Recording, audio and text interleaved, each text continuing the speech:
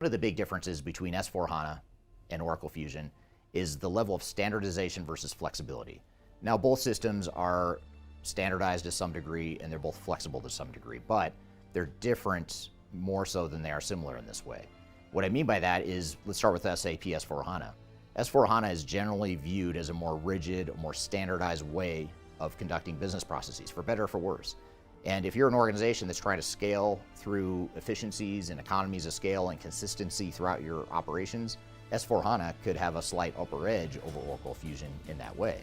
However, if you're a decentralized and flexible organization that values flexibility, Oracle Fusion might be a better fit. And the reason for that is that Oracle does have a certain amount of standardization, but it also tends to have a more flexible tool set that allows you to configure and customize the software more easily than if you were to implement S/4HANA. Now, don't get me wrong, customization has a dark side as well, of course. So it may be that you don't want to customize or you want to minimize customization, but you can accomplish that through project governance and controls and still get the benefit of some limited flexibility where you need it. So there's other ways to mitigate the risk rather than necessarily having to deploy a more standard or more rigid system like S/4HANA. So one of the key things that you can ask yourselves as an organization is, which is more important to us? Do we want that common standardization across the entire enterprise?